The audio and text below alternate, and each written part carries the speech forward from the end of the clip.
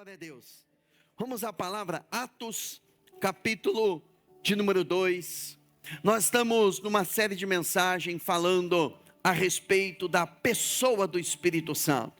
E temos a cada culto estudado um texto das Escrituras, referindo-se ao Espírito Santo, e ao final da mensagem temos separado alguns minutos para orarmos, por aqueles que ainda não são batizados no Espírito Santo e aqueles que desejam ser cheios da presença dele. Mas hoje eu quero utilizar, guiado pelo Espírito Santo, eu quero usar a primeira pregação após a descida do Espírito Santo, que é a mensagem, a pregação do apóstolo Pedro. Você vai ver um Pedro diferente aqui pregando. Ao ler o texto, o sermão de Pedro, você vai reparar em alguns detalhes, você vai perceber qual foi a tônica da mensagem dele, e você vai perceber também um Pedro diferente. Não é mais aquele Pedro que negou Jesus, não é mais aquele Pedro que, ao ver o seu mestre indo para a cruz, ele o negou, ele rejeitou. Agora é um Pedro restaurado, porque depois de se desviar, Pedro é restaurado.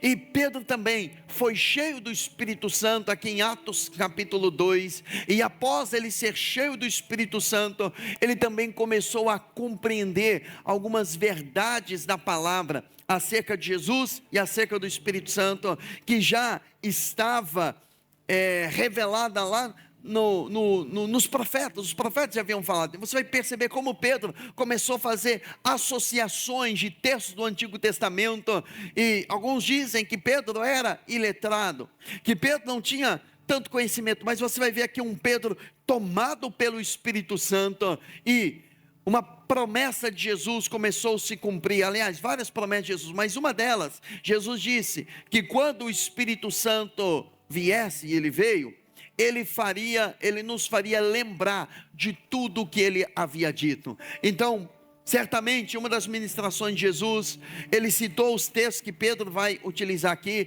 e agora o Espírito Santo está trazendo esses textos ao coração do apóstolo Pedro, e você vai aprender como é importante ser cheio da presença de Deus. Atos capítulo 2, eu quero ler com vocês a partir do verso de número 14. Atos capítulo 2, verso de número 14, o texto diz assim: Então Pedro levantou-se com os 11, e em alta voz dirigiu-se à multidão: Homens da Judeia e todos os que vivem em Jerusalém, deixe-me explicar isso, ouçam com atenção.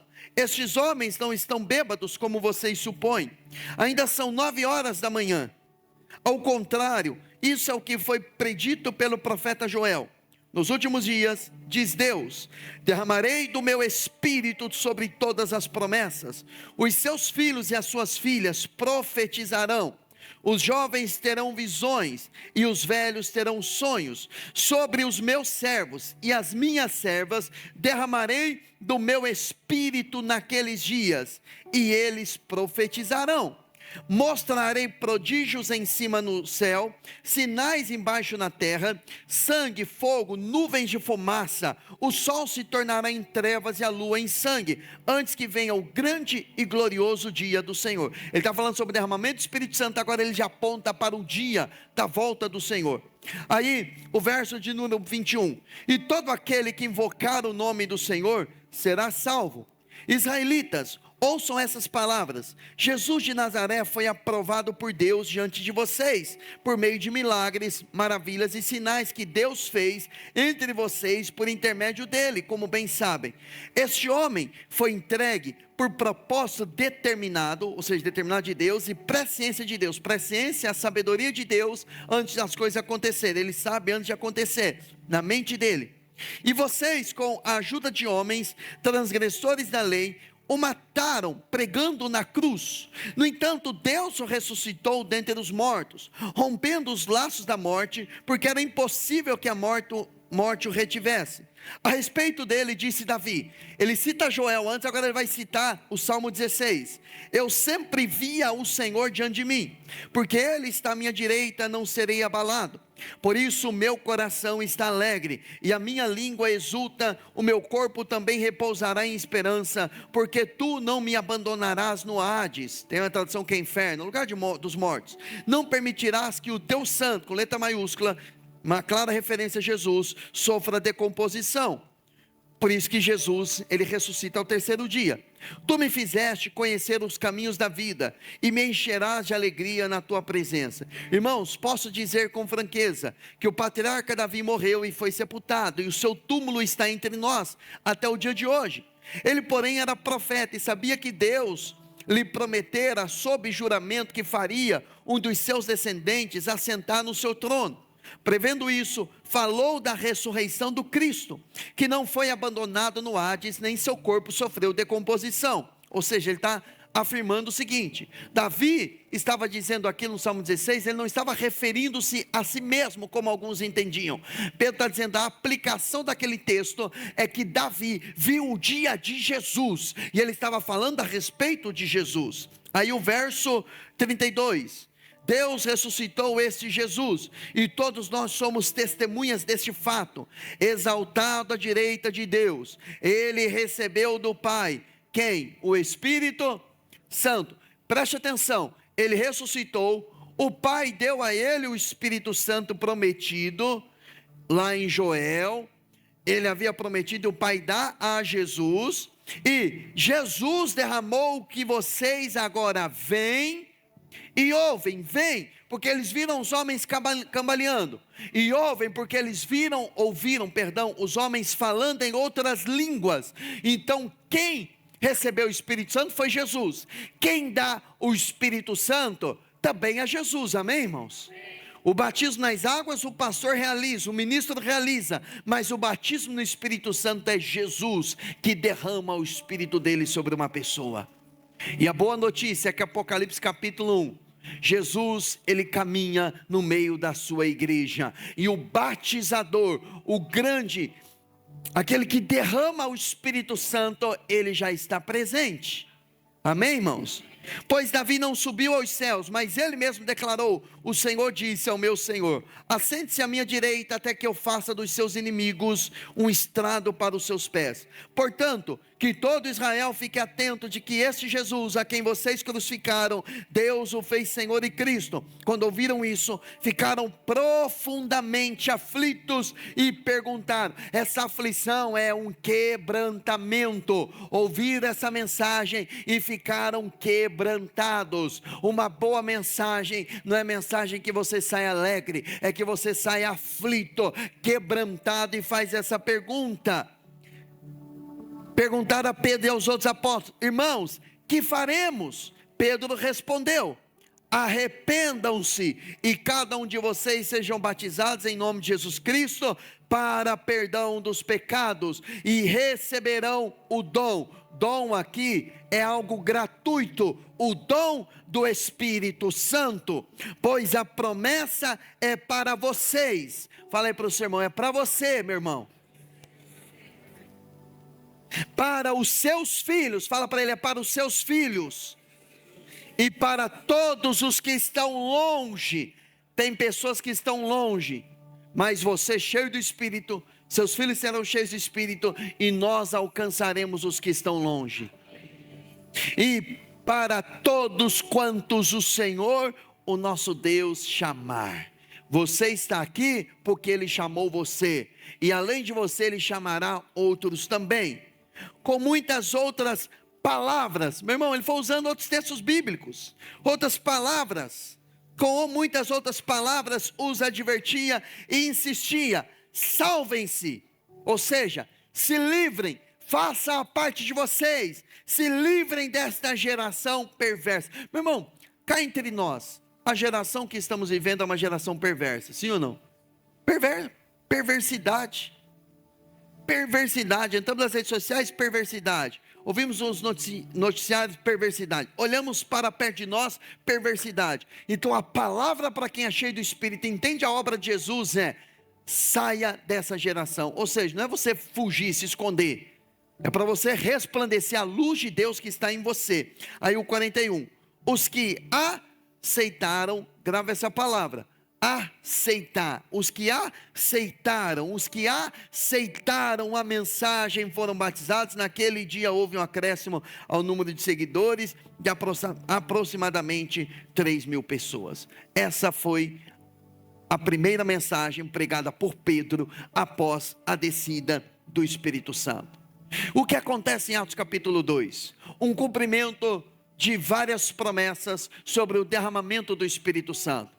Em Lucas 24, Jesus ressurreto aparece para os discípulos e diz a eles: Pai seja convosco, e soprou sobre eles o Espírito Santo. Quando ele sopra o Espírito Santo, ele diz: recebei o Espírito Santo. E o Espírito Santo passou a morar, a habitar dentro deles. Isso é a obra da salvação, isso é a habitação do Espírito Santo. O Espírito Santo passou a morar, a habitar dentro dos discípulos.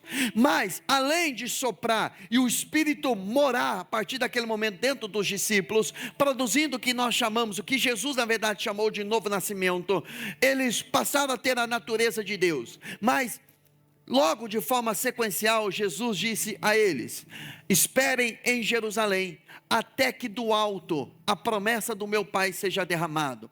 Ou seja, vocês serão revestidos de poder, até que do alto vocês sejam revestidos de poder, porque eles tinham o Espírito Santo morando dentro deles, mas eles receberiam, alguns dias depois, um revestimento. Revestimento é o batismo com o Espírito Santo. Então tem duas obras do Espírito: a obra interna, que é a habitação, a salvação. Aí o crente é salvo, e todo crente que é salvo tem o Espírito Santo habitando dentro dele. Uma obra separada, uma obra distinta, é o revestimento de poder. E aí em Atos capítulo 1, verso 8, a Bíblia diz: recebereis poder ao descer sobre vós o Espírito Santo, e ser-me-eis minhas testemunhas em Jerusalém, Samaria, toda a Judéia e até os confins da terra. Mas eles deveriam começar por Jerusalém, e eles estavam aguardando a promessa.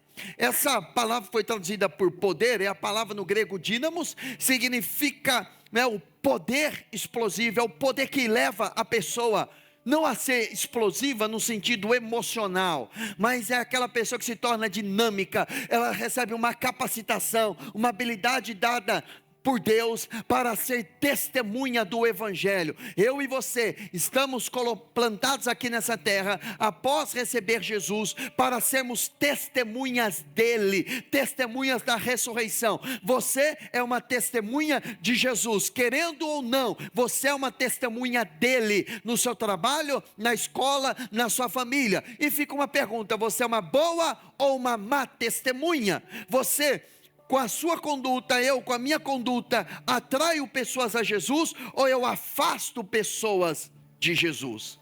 Então, eu e você, se afastarmos pessoas de Jesus, é porque nós estamos nos afastando. Aí entra numa outra questão, até o Espírito Santo ministrou no meu coração, mas estou preparando uma mensagem ainda sobre isso, sobre apostasia, que é se apartar da fé, que é se apartar da palavra, da presença. Mas voltando aqui, eu e você somos testemunhas, mas eu não tenho condições. O revestimento do Espírito, o batismo com o Espírito Santo é a capacitação dada por Deus, e eles deveriam aguardar isso.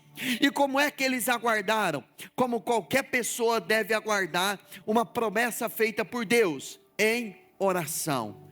Eles estavam orando, 120 pessoas estavam reunidos, e até um horário parecido com o nosso, 9 horas da manhã, o período da manhã, eles estavam reunidos, 120 pessoas orando, aguardando a promessa. Certamente eles estavam orando: Senhor, Joel capítulo 2, o Senhor prometeu que derramaria do teu Espírito. Jesus nos disse há 40 dias atrás, 50 dias atrás, que nós deveríamos esperar em Jerusalém até ser revestido do alto. Estamos aqui em Jerusalém, orando, aguardando, e de repente, eles ouviram do céu, vindo um barulho, um vento impetuoso e veemente. De repente eles olharam, viram línguas repartidas como de fogo. Imagine aquela língua de fogo que você vê no seu fogão. Imagine essas línguas de fogo sobre a cabeça daquelas pessoas. Eles enxergaram isso e de repente aquelas línguas de fogo desceram. Eles foram cheios do Espírito Santo e passaram a falar em outras línguas, conforme o Espírito Santo havia concedido a eles. E naquele momento alguns homens se encheram de temor, outros começaram a zombar. Estão bêbados, porque estão cambaleando.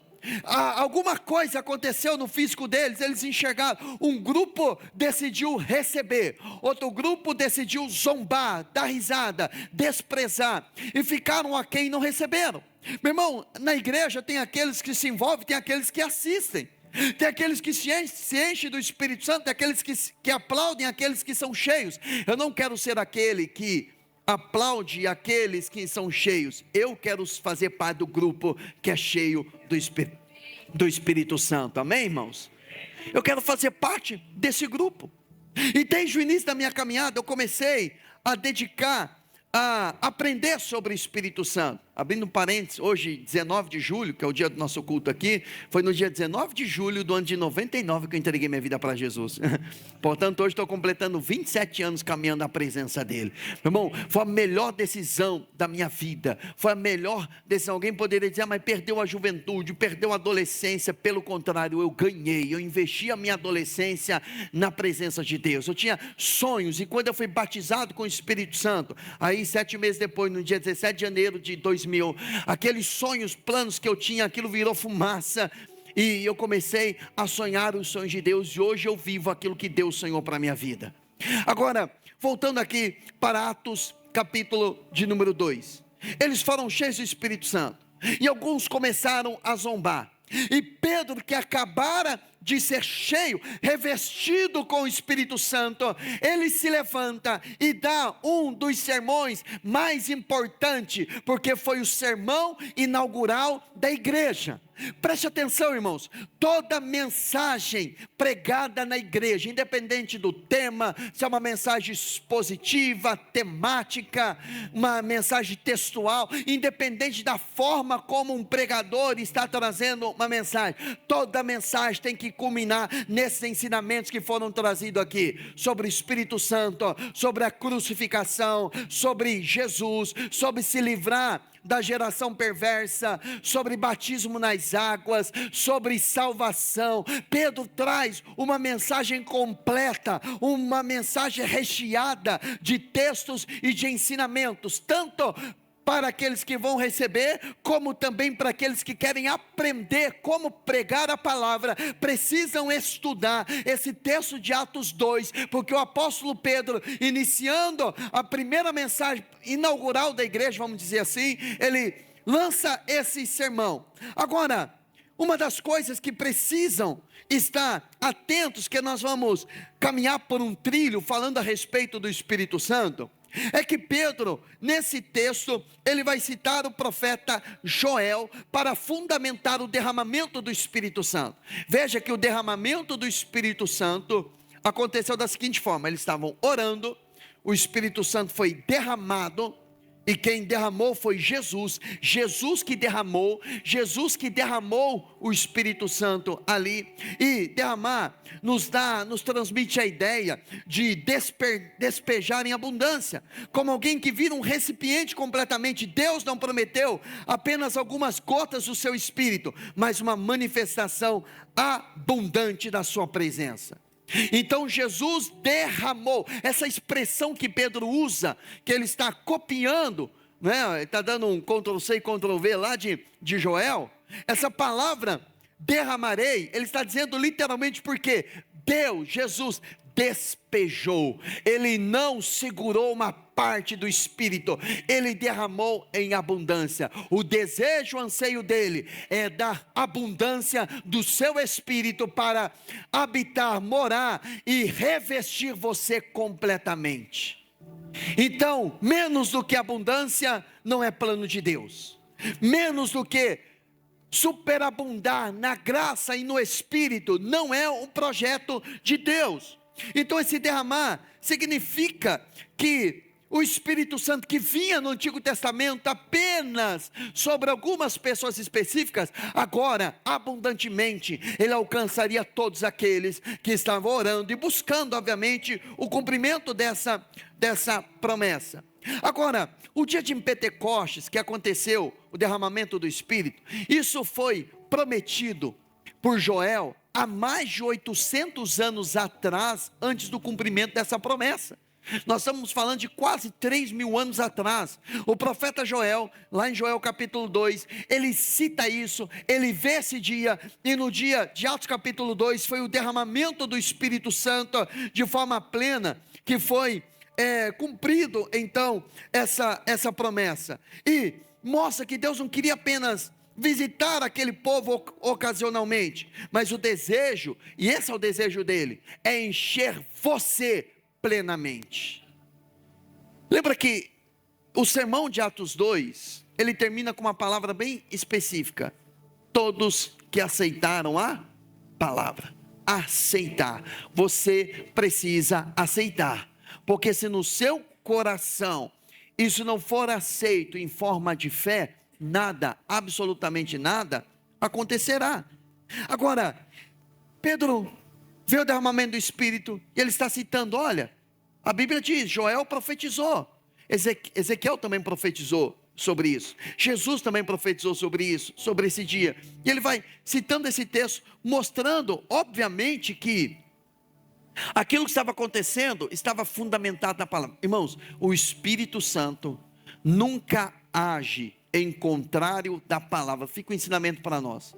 Eu ouvi uma voz, eu tive uma direção, Deus falou comigo, eu senti de Deus. Está em oposição ao que diz as Escrituras em qualquer assunto, então duvide, porque não foi o Espírito Santo coisa nenhuma. Pode ter sido a consciência, pode ser o seu anseio, o seu desejo grande, e desejar muito. A gente confunde o forte desejo com fé. Não tenho fé que vai dar tudo certo. Não, você não tem fé, você tem desejo que dê tudo certo, porque nunca prometeu que vai dar tudo certo. Como diz a canção, vai dar tudo certo. A gente usa essa expressão, mas nem sempre vai dar tudo certo. Às vezes vai dar tudo errado, e está dentro da vontade de Deus, que Ele está querendo nos ensinar alguma coisa.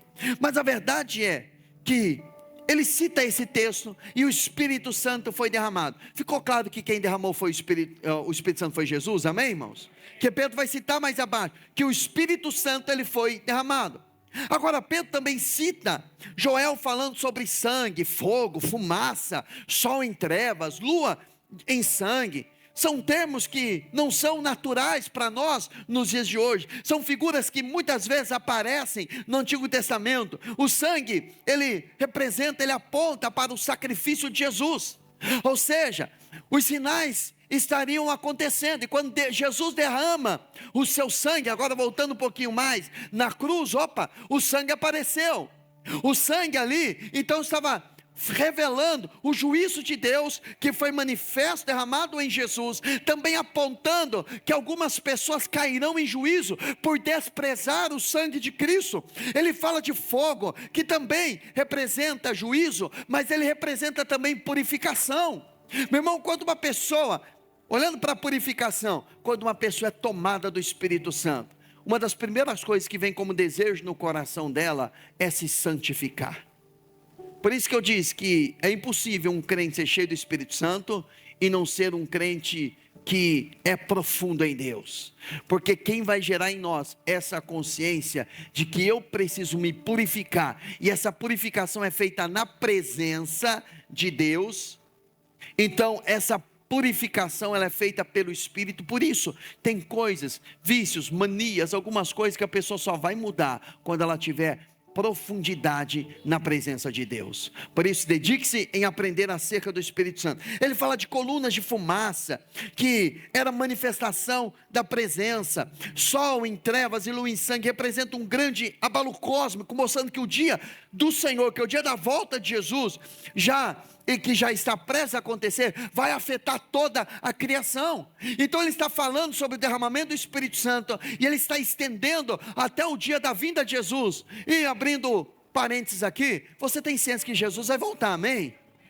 Você tem consciência de que ele vai voltar. Ele prometeu, quando ele estava ascendendo aos céus, os discípulos olhando lá em Atos 1, vendo ele subindo, de repente ele desapareceu, anjos apareceram ali e disseram: varões, por que vocês estão olhando para aquele que está subindo? O mesmo que subiu, um dia ele voltará. Então eu e você estamos vivendo em uma era, a era do Espírito Santo, a era do relacionamento com o Espírito Santo, porque Ele está nos preparando para o dia em que o nosso Senhor voltar, e vai ser um dia em que toda lágrima será enxugada, um dia que não vai haver mais choro, não vai haver mais tristeza, estaremos eternamente com Ele, teremos acesso à árvore da vida que foi retirada, quando Adão e Eva pecou, e nós estaremos eternamente com Ele. Essa é a razão da nossa fé. Se nós não acreditarmos que Ele volta, que Ele voltará, então a nossa fé é em vão.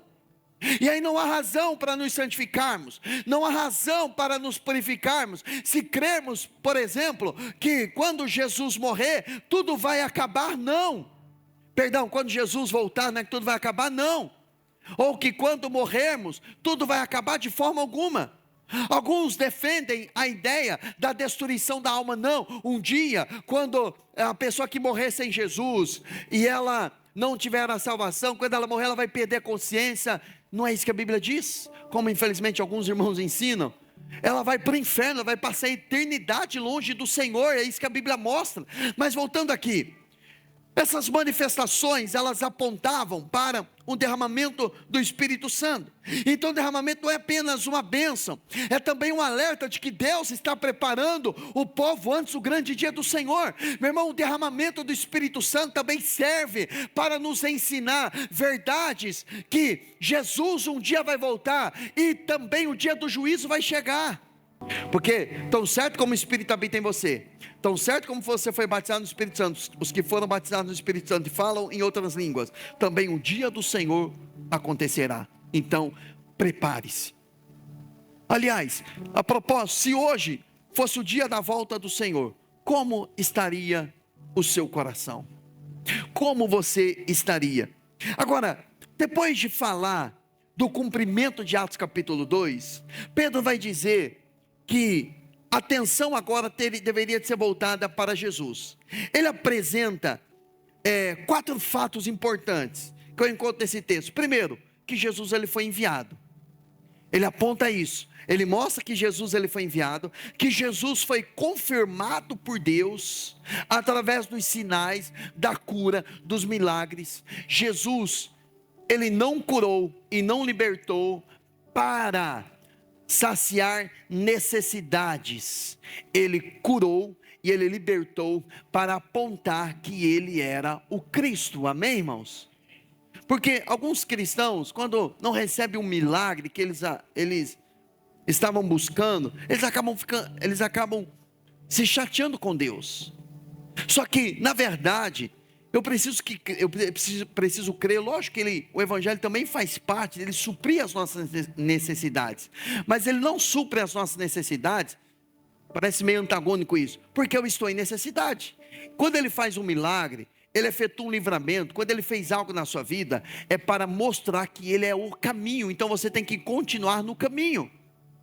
Fala para o seu irmão, aí você vai me ajudar a acordá-lo, né? Porque se eu falar aqui, ele fica chateado, mas se você acordar, fica chateado com você, aí problema seu. Fala para ele, Jesus é o caminho, continue caminhando com ele.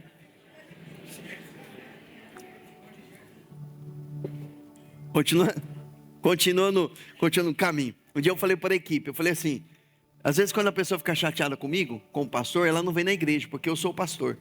Agora, se ficar chateado com vocês, falando para a equipe, uma reunião de equipe, pelo menos quando a pessoa vir na igreja, ela vai virar a cara para você, não vai lá na sua cara, mas ela vai sentar, vai ouvir a palavra, e a palavra vai falar no coração. Mas quando fica chateado comigo, a pessoa não vem. Fecha aspas, tem nada a ver com a mensagem, mas vamos lá, né? A terceira coisa que a gente vê na questão que Pedro aponta ali, é Jesus crucificado. Ele está anunciando uma sequência. Ele é enviado, ele opera milagres, depois ele é crucificado, que a Bíblia apontava que ele deveria sofrer, Isaías 53, por exemplo, e depois ele é ressuscitado.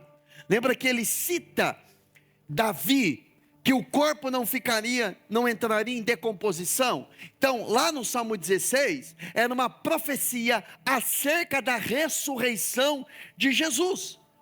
Era uma profecia acerca da ressurreição. Então, sem cruz não haveria perdão, porque ele trabalha a ideia do perdão também, e sem cruz não haveria ressurreição, e não havendo ressurreição, não haveria o Espírito derramado. Então, quando nós falamos, ou você ouviu uma mensagem sobre a obra de Jesus, você tem que entender essa obra na sua complexidade, ou na sua plenitude. Ele foi enviado, ele foi crucificado, ele foi confirmado com sinais e milagres, e ele ressuscitou, porque a obra ela foi completa. Quando Jesus ele está na cruz, ele diz, está consumado. Ele entregou o seu espírito e ele morreu. Ou seja, a obra foi completa, para apenas depois o espírito ser derramado. Então você está conseguindo compreender que valorizar o Espírito Santo, ou se relacionar com ele, é valorizar a obra que Jesus ele fez? Então não tem como eu separar Espírito Santo de um lado, Jesus de outro, o Pai de outro. Os três são um. É uma trindade, há uma unidade entre os três, a ponto de serem um. A nossa mente não dá para compreender. Eu não consigo compreender com a mente, mas eu posso crer com o meu coração. Tozer falou isso. Eu não consigo entender com a mente, com palavras do português ou qualquer língua aqui dessa terra, como que três são um. Não dá para compreender, mas dá para crer, porque a palavra de Deus ela diz dessa forma, que os três são um. Não são três deuses, é um só, mas em operações distintas. Então ele tem que ir à cruz, ele tem que ressuscitar, para que ele recebesse do Pai o Espírito, para depois nos dar o Espírito Santo. Não, essa é a obra completa. Agora, ele nunca ocupa o lugar de Jesus, mas ele aponta para Jesus. É como se, como não, Jesus ele diz, convém que eu vá, para que o outro, e a palavra ali, a palavra halo, significa alguém da mesma espécie, da mesma identidade, do mesmo DNA, ele venha. Jesus fez a parte dele, não é um substituto. Jesus fez a parte dele, agora entra a era do Espírito Santo, a fase de nos relacionarmos com o Espírito Santo, que mora dentro de nós. Depois, uma outra parte da mensagem, ele vai citar Davi. Alguns poderiam pensar, Davi estava falando de si mesmo lá no Salmo 16, mas ele mesmo, Pedro, vai dizer, Davi morreu, e o corpo dele foi para o túmulo, e entrou em decomposição, então ele não poderia estar falando dele, ele estava profetizando a respeito de Jesus. Então nossa esperança não está em um líder que morreu, não está em um grande homem de Deus, embora Davi, o homem segundo o coração de Deus, tem muitas coisas que nos inspiram, mas eu e você precisamos estar com os nossos olhos firmes, focados e olhando para Jesus. Tem alguns homens na Bíblia que eu admiro de forma assim gigantesca. Em primeiro lugar é Paulo, que é a pessoa que eu mais admiro na Bíblia, o personagem que eu mais amo é o apóstolo Paulo. Depois Davi, Moisés e outros também, mas de forma sequencial é a forma que eu, Bruno, admiro esses homens, mas nenhum deles podem ser ou ocupar o lugar de Jesus. E os israelitas tinham um grande apreço por Davi, porque Davi instituiu a música no culto, ele salmodiou ao Senhor, ele foi um adorador, foi um rei conquistador, no seu reino houve muita prosperidade, houve crescimento, e ele havia recebido uma promessa que não faltaria descendente no trono, descendente de Davi, mas estava apontando para Jesus. Então, ele mostra que, ele cita Davi, mas Davi estava apontando para Jesus. Qualquer grande homem de Deus, ele sempre vai apontar para Jesus. Me mostre uma pessoa que aponte para si mesmo, e eu mostro a você um egocêntrico.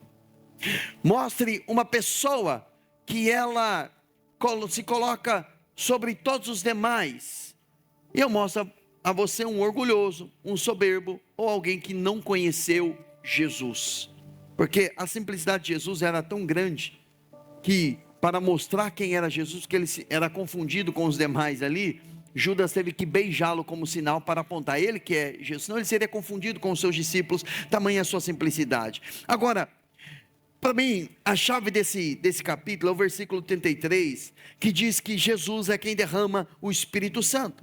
Esse é um dos versículos mais importantes, porque mostra, ele foi crucificado, ele foi ressuscitado, ele foi exaltado, colocado à destra do Pai. Carta aos Efésios vai dizer que Jesus, ele assentou-se à destra do Pai, e eu e você estamos assentados com ele, posicionalmente, e ali, assentado à destra do Pai, ele recebe o Espírito, e ele derrama o Espírito Santo. O Espírito é um presente de Jesus glorificado para a sua igreja. Ele falou sobre o Espírito Santo.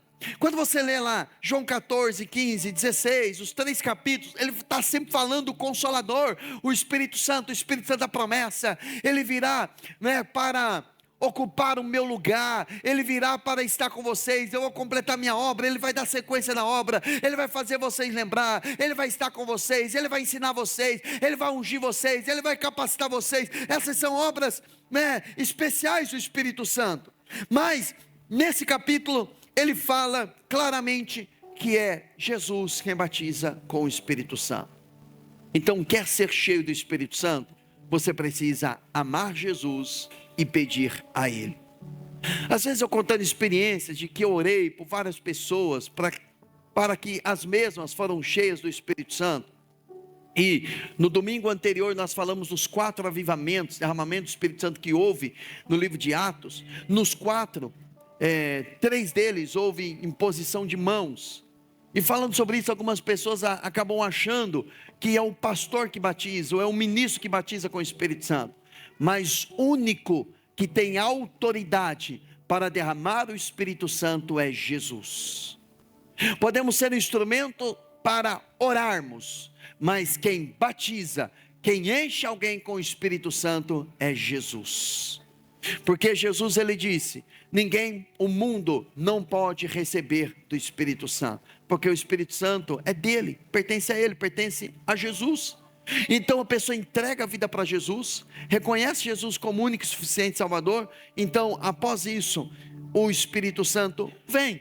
Agora, o Espírito Santo, embora ele não é uma regra, ele pode quebrar paradigmas, ele pode fazer coisas que às vezes nós não entendemos, como eu citei aqui, na virada do ano de 99 para 2000, o jovem chamado Odair, que eu havia levado para a igreja, quando estávamos orando pela virada do ano, eu tinha levado ele para a igreja, era o segundo culto dele apenas na igreja, eu de joelhos dobrados, era um banco de madeira, de joelhos dobrados, e ele também dobrou o joelho ali para a virada do ano, ele nem sabia orar. De repente eu ouvi ele falando em línguas, e ele foi batizado com o Espírito Santo ali.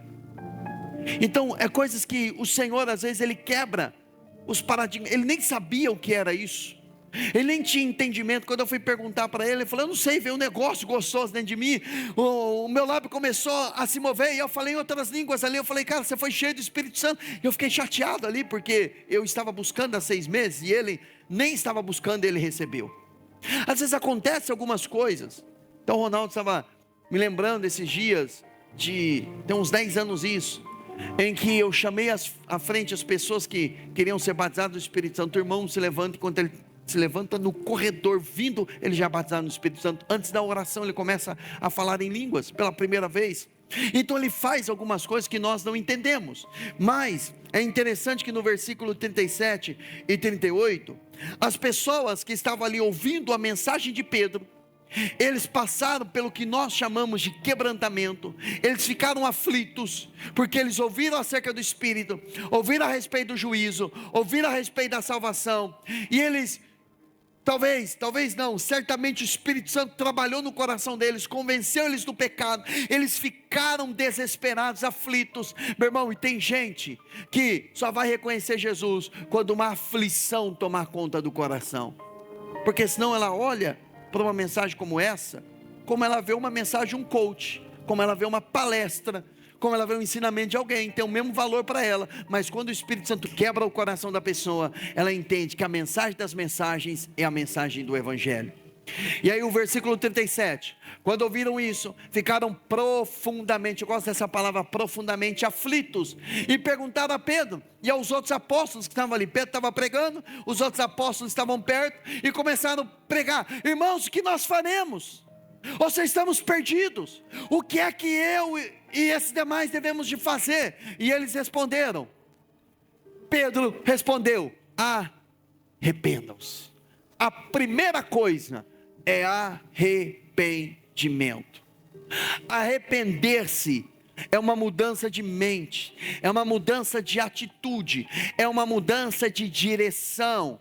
Eu não sou direcionado mais pelo mundo, eu não faço as mesmas coisas que os meus amigos mundanos eles fazem, eu não uso as mesmas palavras, eu não falo palavrão como eles, eu não penso como eles. Por quê? Porque agora eu sou uma pessoa de Deus, eu me arrependi. Então o meu linguajar, a minha postura, a minha vida é outra. Por quê? Porque eu tenho o Espírito Santo. Então eu me arrependi, eu reconheci Jesus como meu único e suficiente Salvador. Então eu me arrependi de verdade. Houve uma mudança de vida, uma mudança de direção.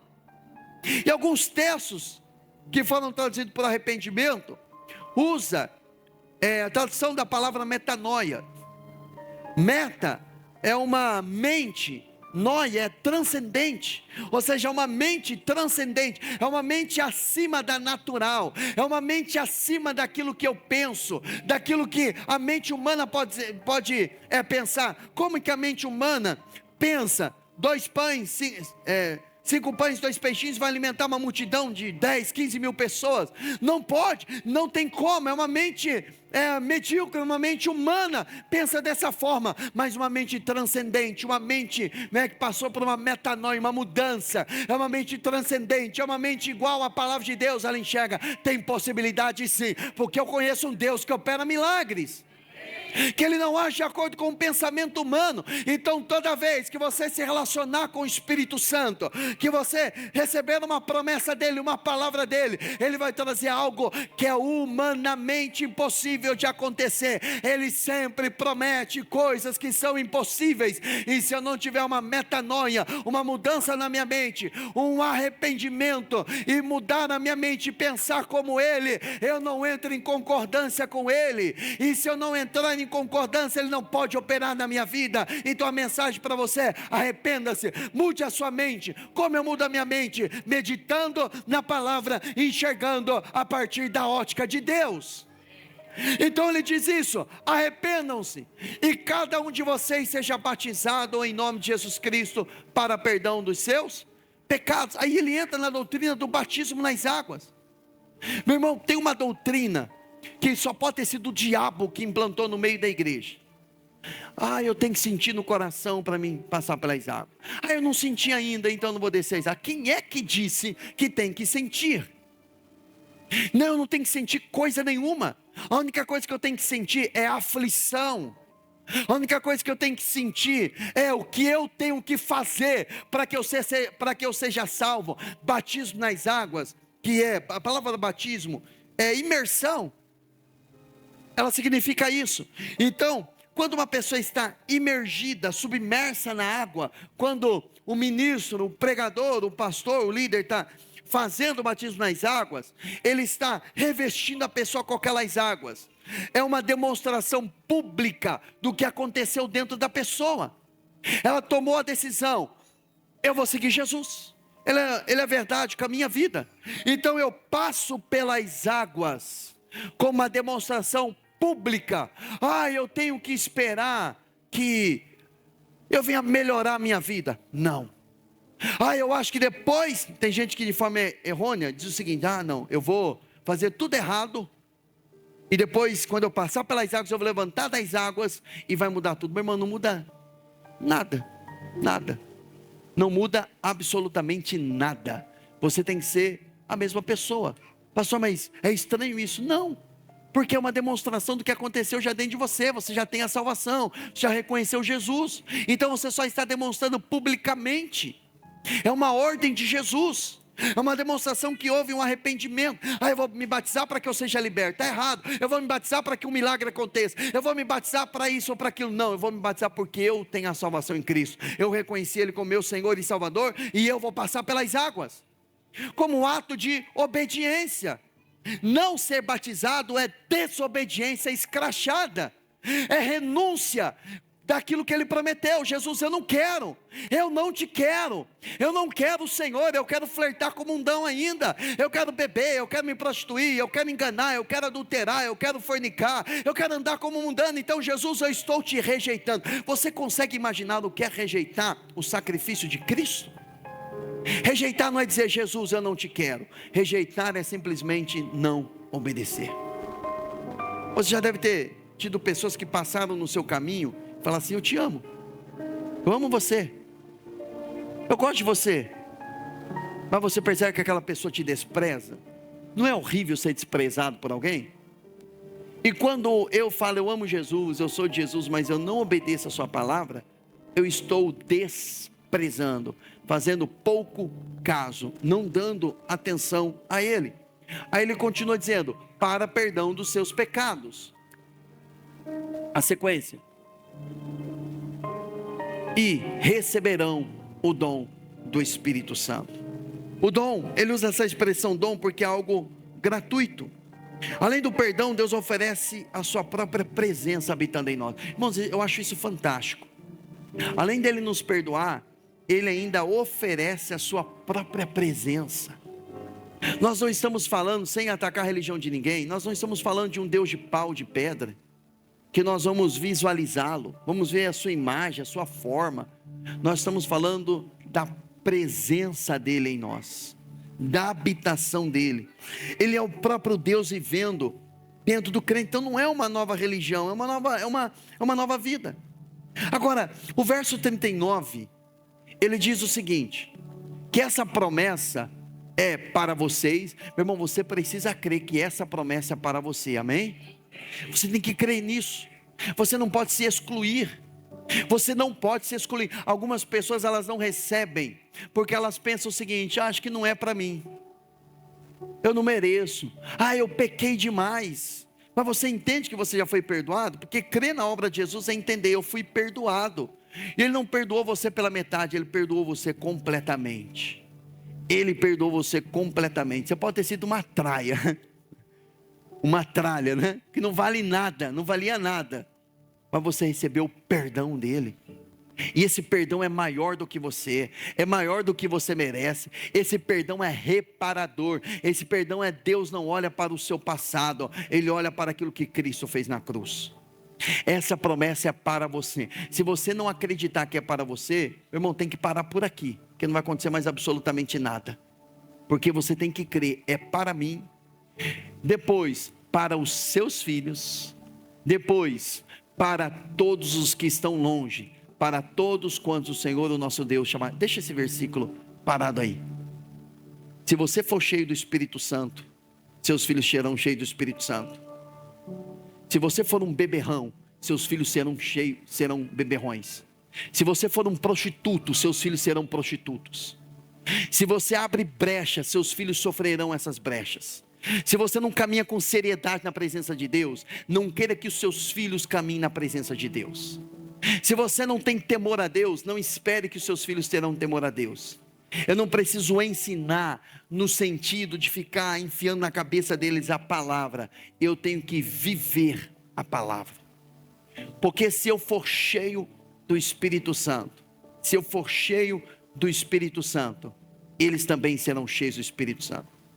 Se você perguntar para os meus filhos, quem o seu papai mais ama na vida? Eles não vão responder a mamãe ou a nós, eles vão responder Jesus. Eles precisam saber disso, que nós amamos Jesus. Recentemente meu filho perguntou, papai, por que você ama mais Jesus do que nós? Eu disse para eles assim, porque se eu amar Jesus acima de vocês, o meu amor por vocês vai ser verdadeiro. Se eu não amar Jesus em primeiro lugar, o meu amor que eu tenho por vocês é falso, porque o verdadeiro amor vem de Jesus. Então, se você for cheio do Espírito Santo, os seus filhos serão cheios do Espírito Santo. E nós oramos para que os nossos filhos serão cheios do Espírito Santo. Não significa que eles vão ser perfeitos, que eles não vão errar, mas eles terão um testemunho dos pais. O meu pai, a minha mãe, é um homem, uma mulher cheia do Espírito Santo. E ainda que os seus filhos viram você fazendo muitas coisas erradas. Nós temos um irmão aqui na igreja, o Maicon. Quando ele fazia tudo errado, quando ele se converteu, ele entendeu numa das ministrações do nosso curso Homem ao Máximo, Ed Cole conta uma experiência de um pai que vai buscar oração pelo seu filho que estava embriagado. E quando o pastor vai orar por ele, o pastor tem uma direção de espírito, ele parou e disse assim: deixa eu fazer uma pergunta para você. Você antes de conhecer a sua vida, antes de você conhecer Jesus, você bebia? Ele disse: eu bebia muito, ficava caído no chão, mas hoje Jesus mudou a minha vida completamente. Perfeito, você é uma nova pessoa. Você já pediu perdão? Seus filhos viam você? Meus filhos me viam desse jeito, mas eles viram o que Jesus fez na minha vida, mudando. Mas peraí, você já reuniu eles e pediu perdão para eles? E ele disse não. Ele disse: então, vou fazer uma oração com você, mas só se você me prometer. E quando você chegar na sua casa, vai ter um momento, você vai reunir os seus filhos e você vai dizer: filho, perdoe, porque vocês viram um papai embriagado, papai deu um mau testemunho. Isso é ser cristão de verdade. E aí o Maicon, faz parte da nossa equipe aqui também, ele ouvindo isso, hoje ele é líder do Homem ao Máximo, mas quando ele estava passando, no curso, eu estava ministrando essa aula, ele percebeu o Espírito Santo falando com ele. Ele chega na casa dele, reúne a sua esposa, a irmã Celina, reúne os seus 3 filhos, pede perdão. Os seus filhos começam a chorar.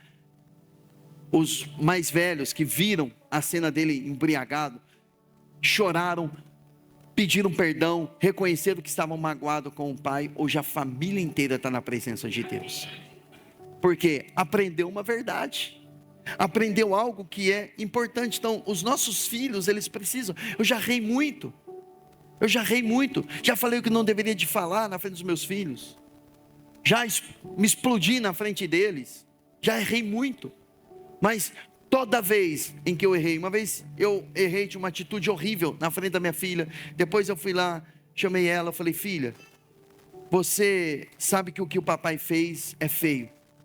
Falei na altura que não deveria de falar, tive uma discussão com a minha esposa, na frente dela, e eu disse assim: o que o papai fez, o papai errou.